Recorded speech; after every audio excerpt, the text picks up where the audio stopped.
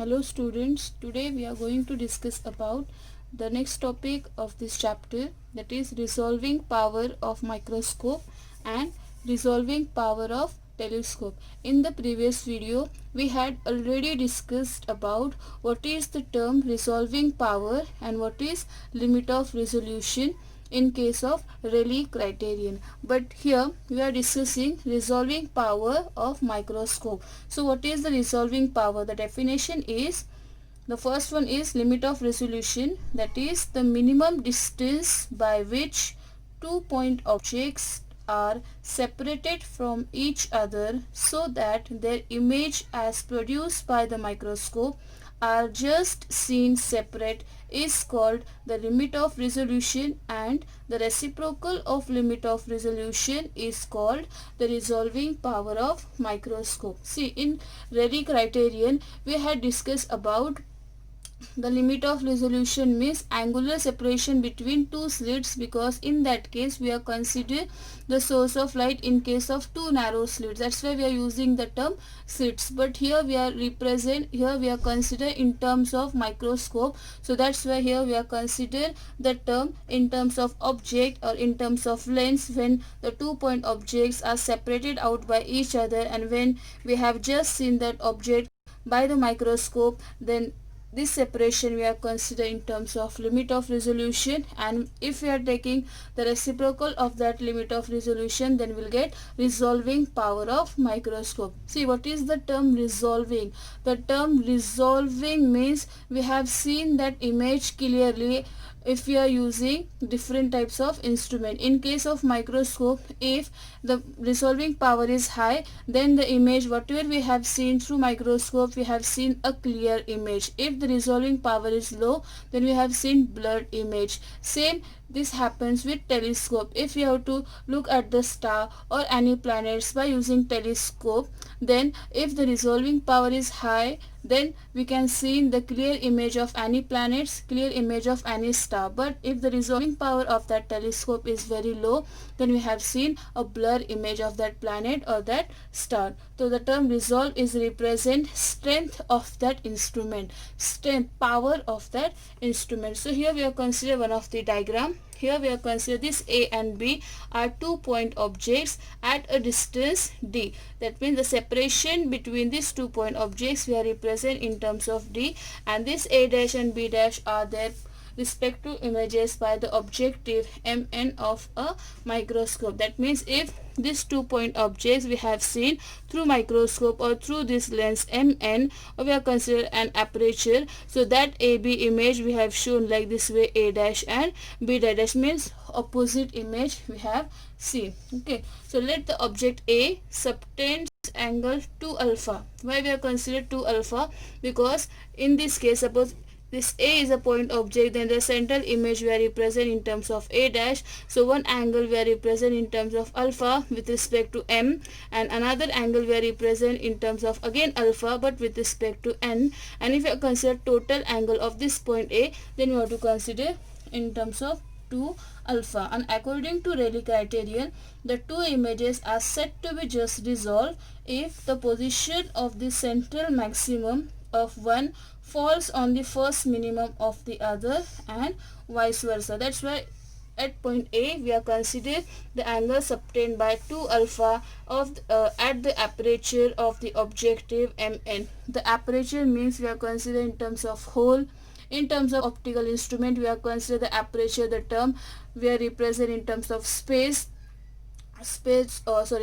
between the objective, space between the point and the objective. We have seen through that space the source of light when we are passing from one point to the another point. So the term aperture is represent gap or space or a hole. Okay, so then for the condition for resolution, the separation between A and B such that means this A and B, this separation D which is given by 1.22, that is numerical number. Lambda is represent wavelength of light used divided by 2 sine alpha. Alpha means angle made by this point source A. Similarly, if you consider B, and if you draw a perpendicular line like this way, look at here, if you are drawing a perpendicular line at point B,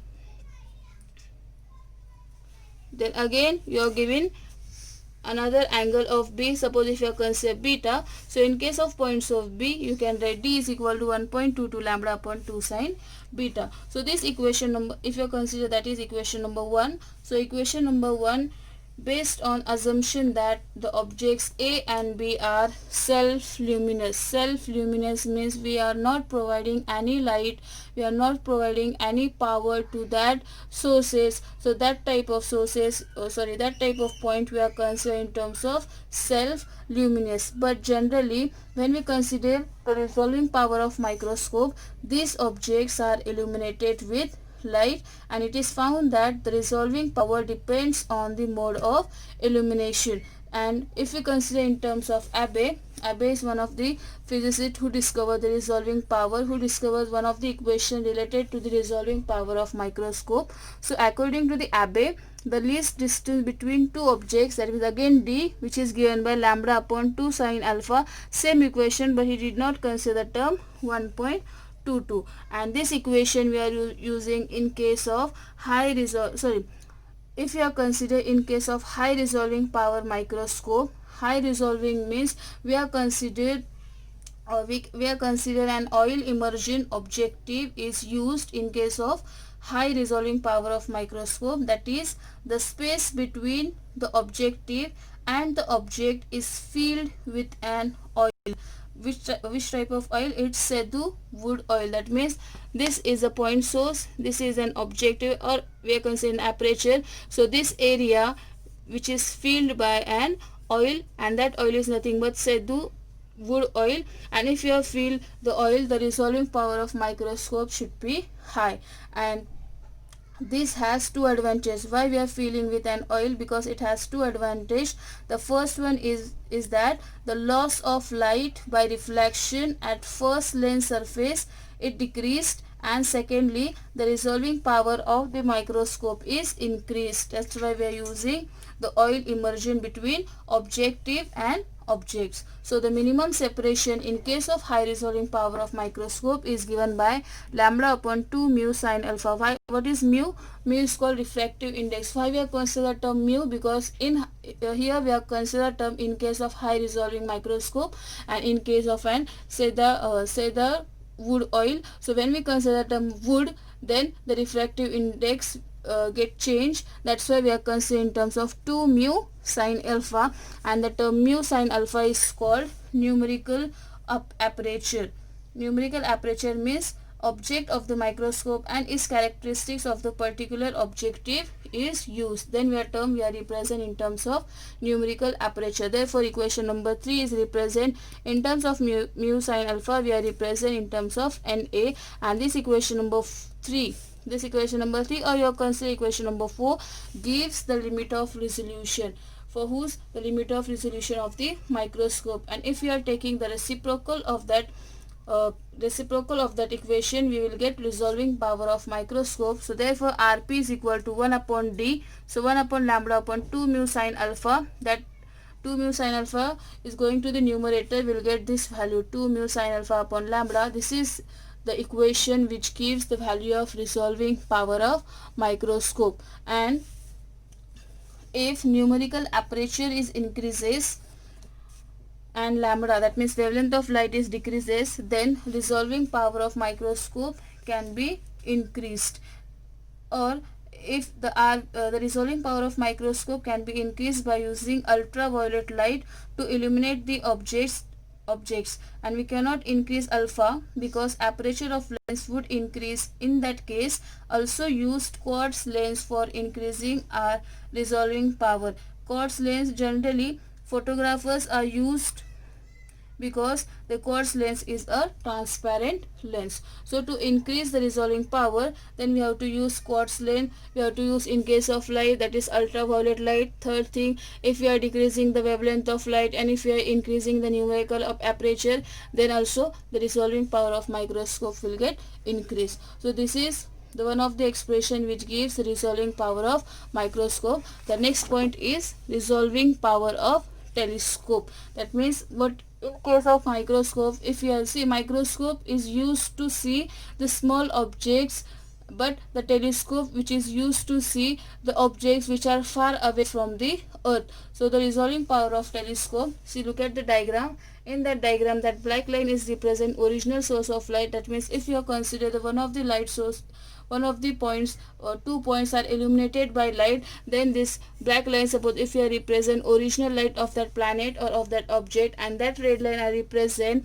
the secondary source of the original source because of Huygens principle. So therefore d theta be the angular separation between two neighboring points lying on distant object, and d means what? Diameter. Diameter means AB. That AB we are represent in terms of diameter of the objective of the telescope. So what is the resolving power of telescope? See, we know that a telescope is an instrument which is used to see the distant objects clearly. So the resolving power of the telescope is defined as the reciprocal of the least angle subtended at the objective by the two distant point objects which can be distinguished just resolved in the focal plane of the telescope. So let d theta be the angular separation. Look at here, every original source we have considered the term d theta because that d theta is the angular separation between two neighboring point objects, and d, capital D, is the diameter of the given telescope. Okay, and the image of each point is a Fraunhofer diffraction pattern. Why? Because the distance between earth or the distance between earth and any planet is too far away and it is infinite. Because of that, when the Fraunhofer diffraction takes place, and it, because of Fraunhofer diffraction, it contains central maximum followed by secondary minimum and maximum. So in here we have considered 2 points P1 and P2. So P1 and P2 be the position of central maximum of two images. That means suppose if you have considered this type of images, and this one is P1, so another one is called P2, and this is called what? First minimum. This is called central maximum, and this is called secondary minimum. Okay, so P1 and P2, here we have considered 2 points. P1 is called central maximum because if you have considered, see, according to Rayleigh criterion, these two images P1 and P2 are said to be just resolved if the central maximum in diffraction pattern of first object falls on the first minimum. Look at here, first object is falls on the first minimum of the diffraction pattern of the second object and vice versa. And the path difference between AP1, look at here, AP1 and BP1 is 0. Because of that one, the point P1 is called central maximum point because path difference is 0. Hence P1 is called central maximum point. But the path difference between the secondary waves traveling in the direction BP2 and AP2, look at here, BP2 and AP2 having some value because that point, that red lines are represent secondary source of light because of disturbance created by original sources, and according to Huygens principle, the path is different than central maximum, and that path we are represent in terms of BE. So therefore BE is nothing but AB sine, here we have to write d theta, not theta. Here we have to write the term, sorry, d theta and d theta because here angle of inclination is very small. So AB sine d theta, AB is nothing but the diameter of the given aperture. So therefore we can write d into sine d theta. Look at I wrote over here d is equal to diameter of the objective. So if the path difference is equal to the wavelength of light is used, that is d sine theta is equal to lambda, that means B is equal to lambda. Therefore d sine d theta is equal to lambda. D theta is given by lambda upon d. If because theta is very small, that's why we have written here d theta.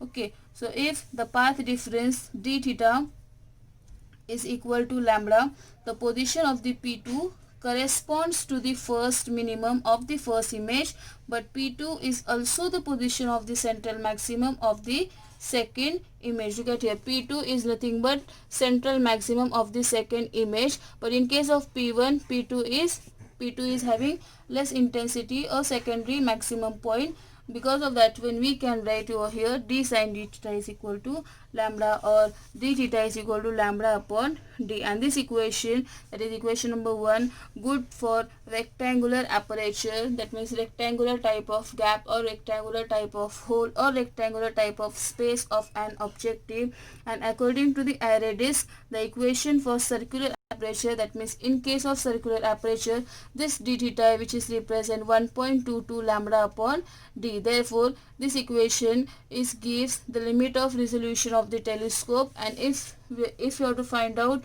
the resolving power of telescope, we have to take reciprocal of the limit of resolution. So if you are taking 1 upon d theta, that is 1 upon 1.22 lambda upon d, will get d upon 1.22 lambda. So this equation number 3, it is clear that a telescope with large diameter of the objective lens of the objective has higher resolving power. So this equation is very important to solve the numerical example which are related to the resolving power of telescope as well as microscope. So our chapter, that is chapter number 7, wave optics, is completed over here. If you have any difficulties regarding any topic or any expression, you can leave a message in a comment box. Okay, we will see in the next video. Thank you.